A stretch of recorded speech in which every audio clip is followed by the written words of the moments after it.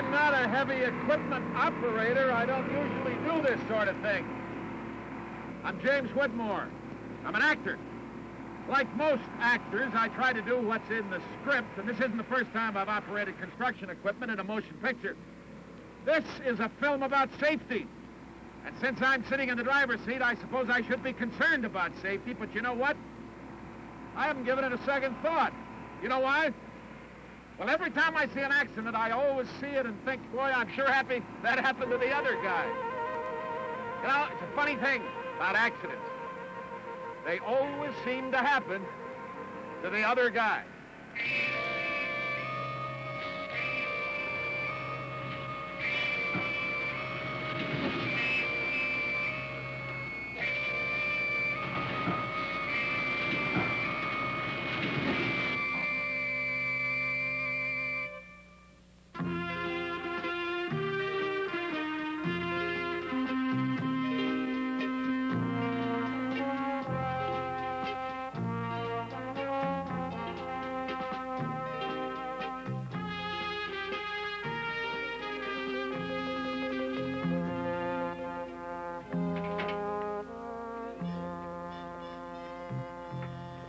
Yep, as far as I'm concerned, accidents always happen to the other guy. Now, in all these accidents you're going to see, my other guy is Bob Harris. Right there. Bob, I'm sure glad we didn't let you ride that one down. Bob is a professional stuntman for the motion picture industry, and a darn good one. He earns his living being a professional other guy. I mean, he takes spills that are too dangerous for people who haven't spent most of their lives preparing for that sort of thing. And any spill is dangerous. Any spill. Now, we didn't even consider letting Bob ride this thing down. I mean, we can always put that dummy back together again, but for a human being, it could have been serious, even fatal. But what about you? If you operate or work around any kind of construction equipment, then you are the other guy. You are the guy who runs a dozer or a loader or a scraper or a backhoe or whatever. If there's an accident, you're going to be the guy who gets hurt. Unless, of course, you can afford a professional stuntman to make your mistakes for you. That's what accidents are, mistakes. Mistakes caused by carelessness, lack of awareness, maybe lack of knowledge, or maybe because a lot of people feel that accidents always happen to the other guy. If that's the way you feel, and you've never had an accident, well, you've probably been lucky. Safety on the job, however, shouldn't be a matter of luck, and it isn't if you know what to do, and will do it. As a matter of fact, safety is now a matter of law. Federal, state, and in Canada, provincial regulations require that machines be equipped with certain safety features, and that the overall job environment be made as safe to work in as possible. In many cases, the wearing of protective clothing is governed by law, as well as certain equipment operating procedures. When you get right down to it, though, safety is up to you. For example, put yourself in this operator's shoes. They're steel-toed safety shoes. Got his belt fastened. His hard hat isn't a political symbol. It's there to protect his head.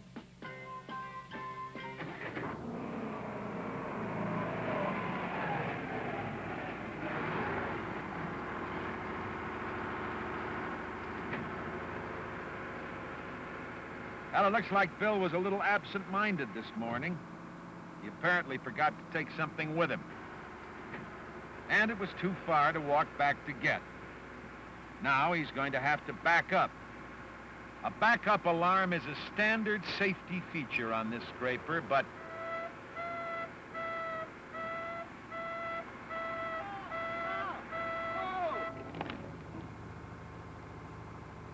well, it happened to the other guy again. Our stuntman. He reacts fast and can take a dive and tumble like that without getting hurt. But you know that near accident should never have happened? The operator shouldn't have put himself in the position of having to back up in a busy service yard. And he should have, without fail, dropped his bowl to the ground. This not only makes sure the rig stays anchored, but would have given advance warning to the man on the ground that he was in a dangerous location. When you do have to operate a scraper in reverse, always clear your reverse path and, if possible, use a signalman behind you. A backup alarm might go unheeded or sound off too late for the other guy, and you've got to think of him as well as yourself. And how many times have you seen this happen? We always like to give someone a lift, but in this situation, are these men considering the risk?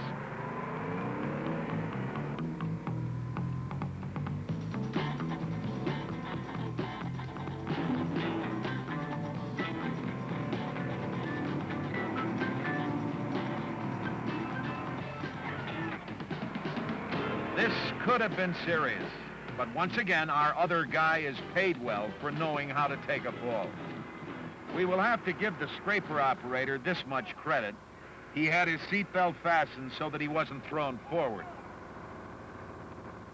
A mechanical failure that results in an accident is something that need not happen. Everybody knows that unexpected downtime means lower profits. So to protect your investment and yourself, make sure you keep your equipment in good order. Check your hydraulics at the end of each day. Lubricate the equipment where necessary. Fill the fuel tank too. It minimizes condensation and prevents fuel problems later. Anytime you're off the machine, and especially when servicing, be sure the brakes are set and the bucket bowl or blade is lowered. Finally, before you leave, lock everything up. And when you're ready to go to work, the first thing you do, obviously, is climb up on your machine. The handholds are there for a reason, as any experienced operator knows. Of course, our other guy doesn't use them, because he's getting paid not to.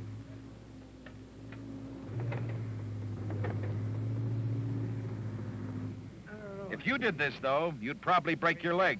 And even if your insurance covers the hospital bill, or most of it, think about the days you'd be off work. If you're going to be careless, maybe you'd be better off to go ahead and hire a stuntman. Where there are handholds, use them. The same goes for footsteps. On track machines where you climb up on the tracks, be especially careful in wet or icy conditions. Jim Wheeler is a good excavator operator. He knows his machine well and is able to work it fast, yet smoothly and efficiently. He gets more work done, and he does it safer. Where room permits, make the top of the trench wider than the bottom. A little more digging, but it reduces the chance of cave-in enormously. Keeping the spoil well away from the edges of the excavation helps too. When you dig a trench without piling the spoil away from the edges and without sloping or shoring properly, you're asking for trouble.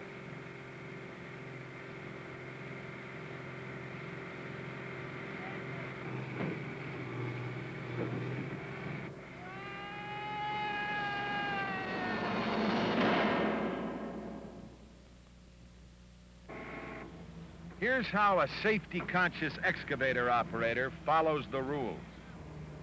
He could probably swing his loaded bucket across that truck cab numerous times and have no trouble, but he recognizes the possibility of losing some material along the way. A smashed windshield or bent cab may not be particularly dangerous to the truck driver, but it costs money and time to replace or repair it. When setting pipe, a good operator, like Jim, knows the importance of smooth operation. If the boom is extended and heavily loaded, the machine is less stable. A good operator uses his controls properly, slowly and steadily, to avoid jerking the machine. When you're excavating for a basement or any large excavation, be sure of your footing. Standing on solid ground is more than just a figure of speech.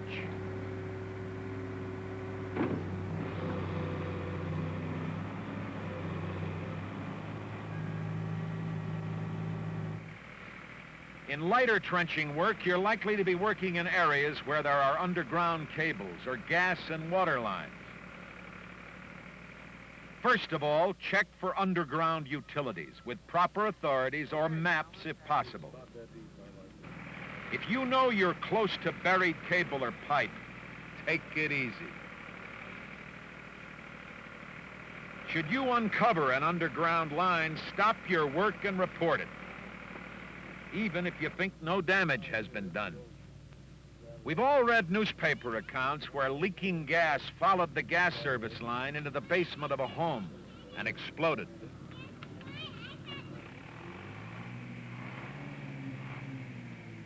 On any backhoe loader, be sure your stabilizers are down and are solidly placed.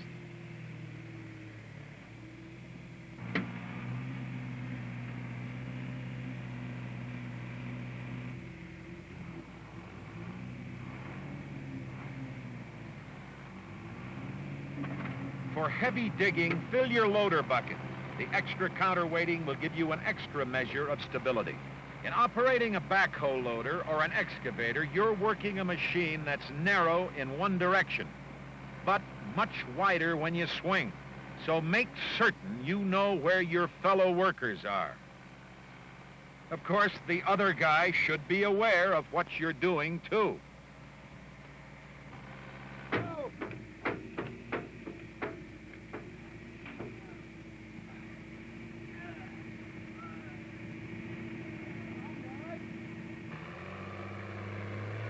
A wheel loader is a big, fast machine with a lot of power and a lot of different uses. When you operate or work around one, watch your step because it moves fast. It is often used in crowded conditions, such as this aggregate plant. And you're continually in motion, moving forward and backward. Watch where you're going. Don't rely solely on backup warning to advise others of your presence.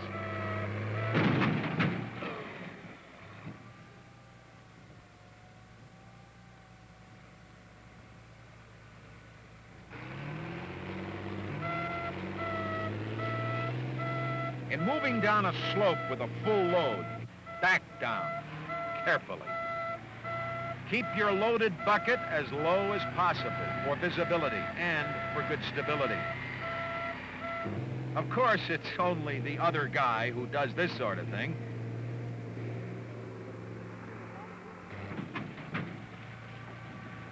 He should have backed down the hill. At least he had his seatbelt fastened. Otherwise, he would have been pitched off that loader like a baseball. You don't have to be going downhill to put your loader into an unstable situation. We've already mentioned what's wrong with carrying the bucket too high. Combine that with too much speed and poor visibility.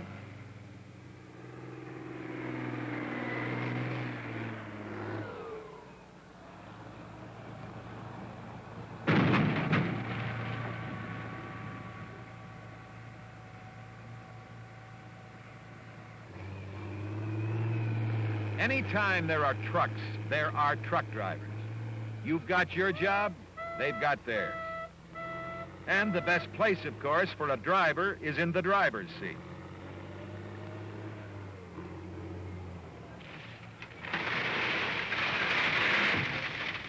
Another good case for hard hats on the job, for everybody. But he should have stayed in the truck. Any piece of construction equipment that's being driven on a street or highway is a slow-moving vehicle. You're required by law to have the standard slow-moving vehicle sign on your machine. The reason is obvious. It'd be great if we had our boat Boy, here. it sure would. Jack! Ah! It's for the other guy. When you're on the job with a motor grader, safe operating practice also results in better production. That's true on any job, because if you have an accident or destroy grade markers, your efficiency suffers right along with you. We all know that a motor grader is designed to operate in forward and reverse, since its long wheelbase makes it time-consuming to turn around and work the return pass. So what do? You deadhead. And sometimes this happens.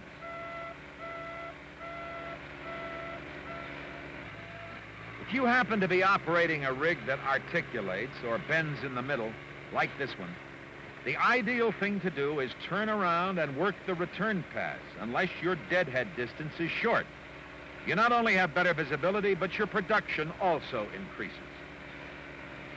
Articulate the machine and shift circle and blade to the side when working the edge of a soft fill. This puts your blade out and the drive bogey wheels farther away from the edge, on safer footing. If you try to get too close to the edge with the frame straight, you may be in for a surprise.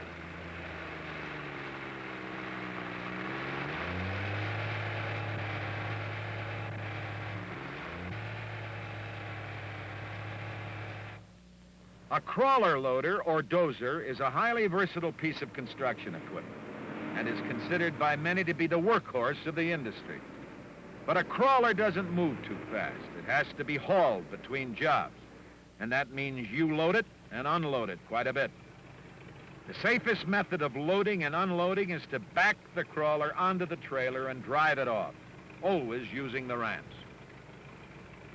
Remember, anytime you're on a ramp or slope, you change your center of gravity, and that affects your stability. So if you drive on and back off and don't use ramps,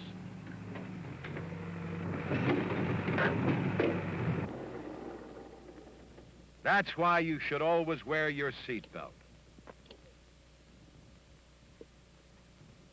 On the job, you've got to be just as careful when working slopes. The best cure for an accident is to operate your equipment safely, to be aware of potential hazards, so you can prevent an accident from happening in the first place. For example, when dressing a steep back slope like this, work the slope vertically. This keeps your blade downhill with less danger of sliding sideways and possible rollover.